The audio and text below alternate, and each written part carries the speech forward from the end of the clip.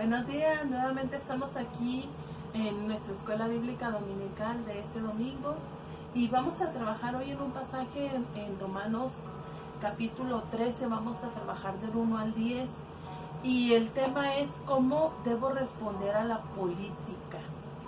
Es una pregunta. El mensaje clave sería, refleja a Cristo en la manera en que interactúas en la política. Primeramente que nada, que reflejes a Cristo, independientemente de las opiniones. Vamos a orar antes de comenzar, pero quiero comentarles algo. Lo que vamos a ver es lo que dice la palabra de Dios. Es el ideal de cómo nosotros deberíamos responder a la política. Que no lo hagamos es diferente. No es mi punto de vista, no es el punto de vista del autor de la revista, es lo que dice la palabra de Dios. ¿De acuerdo? Entonces, en base a eso, es como la humildad en base a la estatura del varón perfecto que es Jesús. Así debería ser nuestra humildad, nuestra manera de conducirnos, como dice Pablo, sed imitadores de mí como yo de Cristo, así debería de ser. Esto sería el ideal, es la pauta a seguir de cómo debemos de ser nosotros en cuestión de política. Y antes que todo vamos a orar. Te damos gracias, nuestro bendito y Padre nuestro, y te bendecimos en esta mañana, alabamos y glorificamos tu nombre. Rendimos honor y gloria, Señor, antes que nada queremos que tú seas exaltado, que tu palabra llegue a los corazones y que tú des palabra a cada uno de los que vamos a compartir el día de hoy en diferentes lugares. Y también a mí, Señor, lo que tú quieres que llegue a los corazones, a los oídos de los que estarán escuchándonos, Señor. Gracias por este privilegio. Bendíceme, Señor, y bendice a los que están aquí. En el nombre de Jesús. Amén. Y vamos ahora a entrar de lleno a nuestra lección. Y vamos a trabajar de los versículos 1 al 10 de Romanos.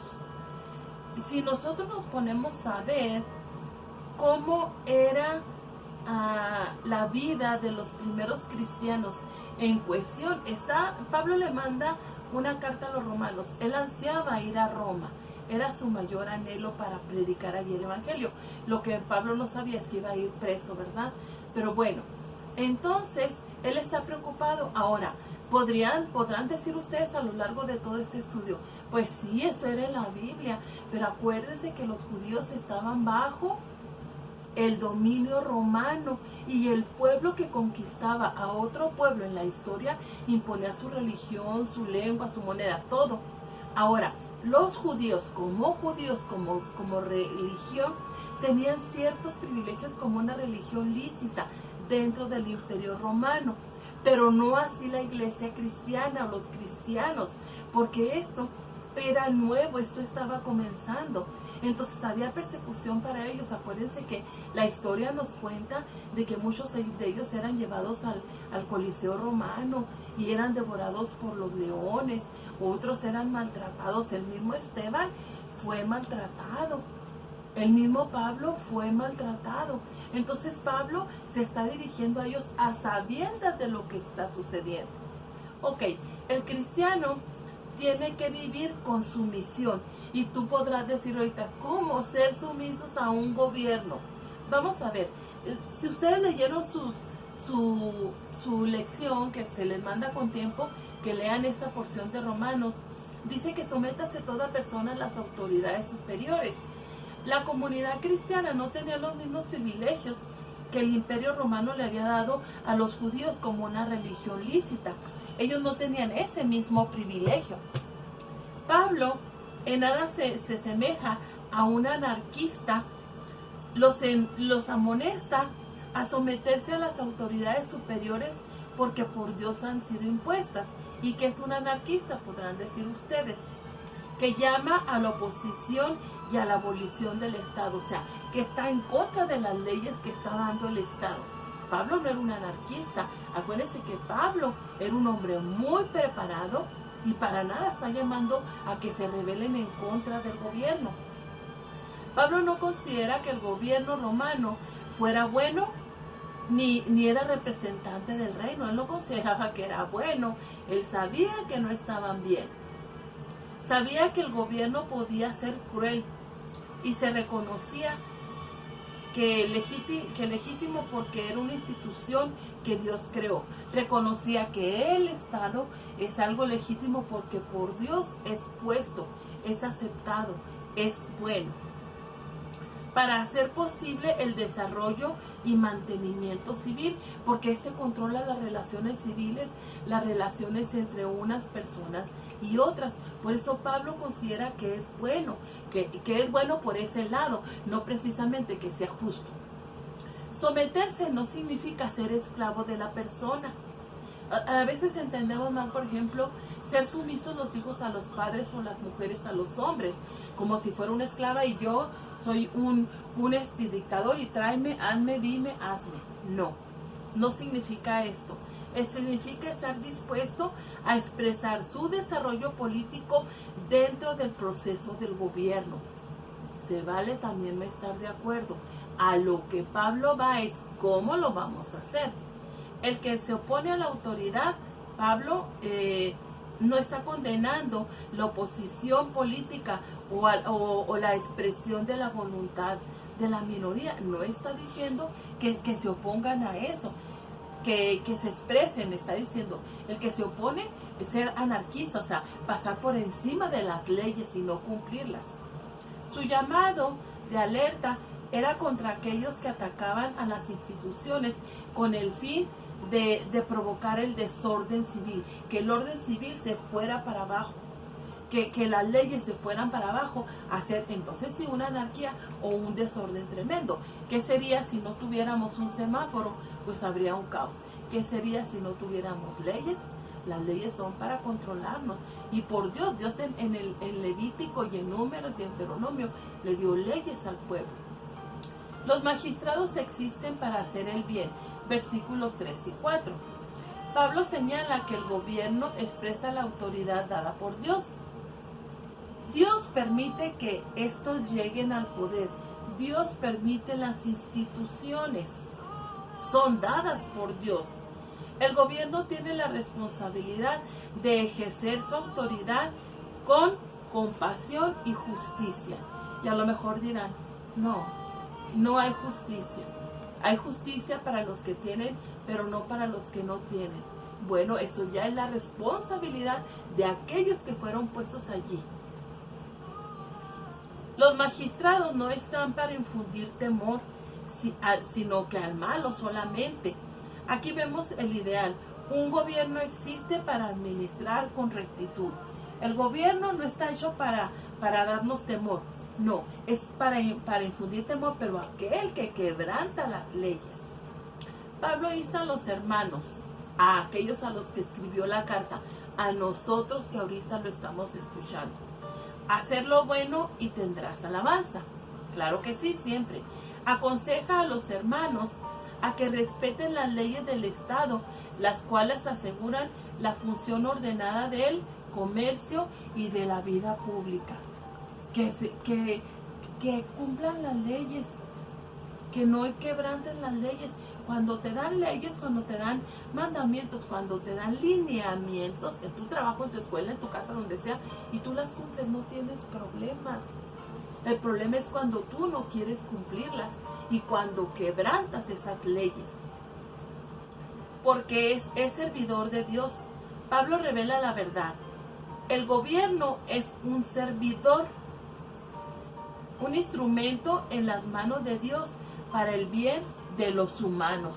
Debiera ser así, que fueran un instrumento de Dios y se dejaran guiar por Dios. De ahí la importancia que nosotros podamos de alguna manera, los que tienen esas habilidades, participar en la política para ser consejeros de aquellos que están en lugares de autoridad, para hacer una influencia positiva.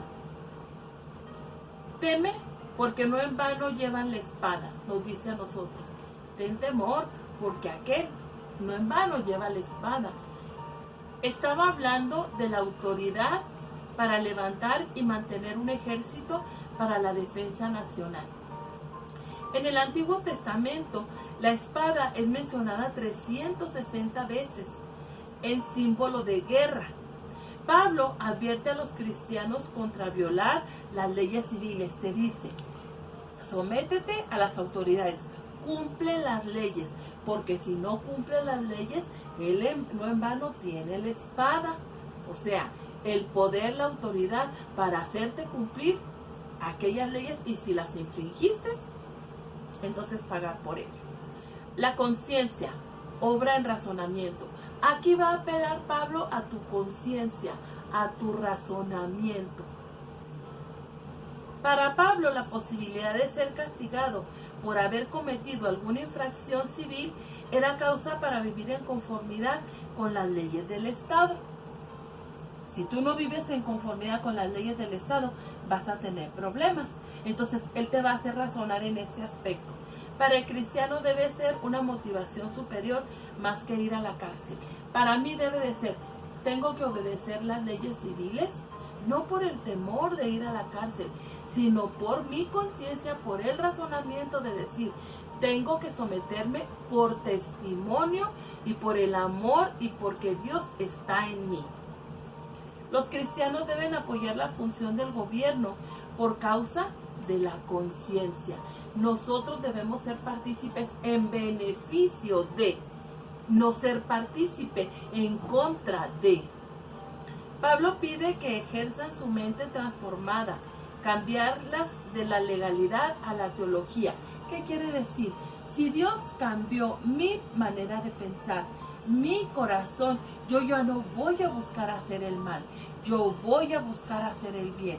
A eso apela Pablo, a lo que Dios ha transformado en tu vida, no de legalismo, de hacer como debe de ser por temor a, sino por el amor que Dios ha puesto en ti.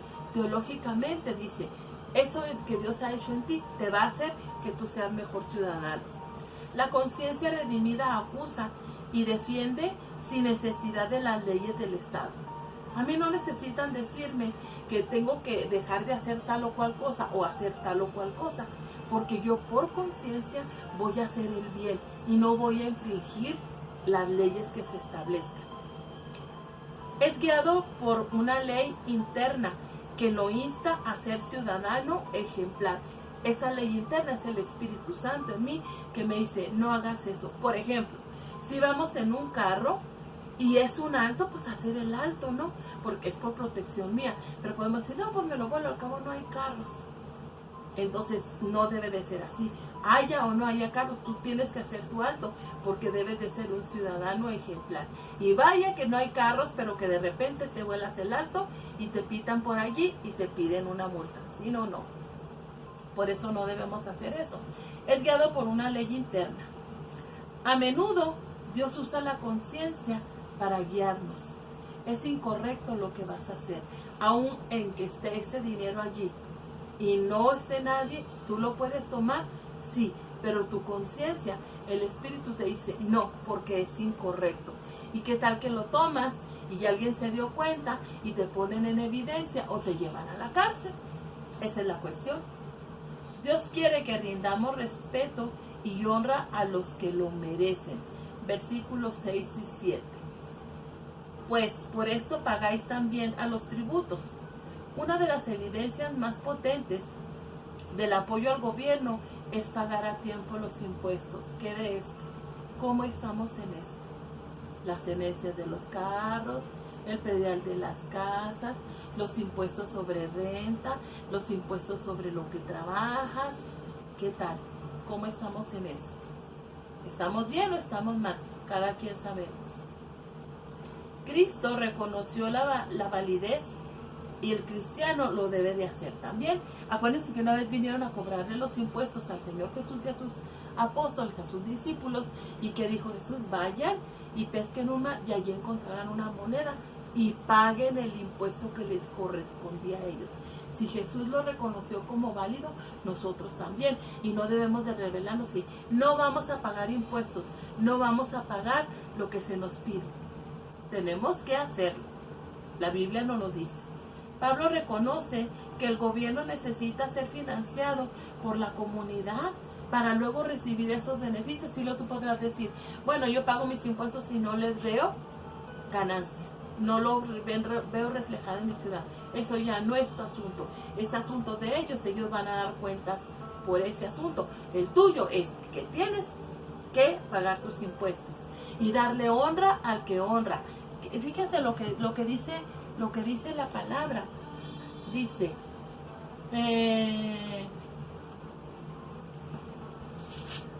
me gusta eso, pagad todo lo que debéis, al que tributo, al que impuesto, al que respeto, al que honra. Honrar a nuestras autoridades no quiere decir humillarnos ante ellos o exaltarlos a un máximo, no. Honrar a una persona es darle el lugar que se merece. Lo merezco o no, pero es el lugar que tú debes de darle a él. Es un mandato. Es como allá en el Éxodo que dice, honra a tu padre y a tu madre para que tus días se alarguen. No quiere decir si es bueno, si es buen papá, si es ejemplar. No, dice honra a tu padre y a tu madre independientemente de cómo sea. Es lo mismo aquí. Honrar a nuestras autoridades. Para Pablo no hay una separación entre la vida de fe y la vida secular en la comunidad.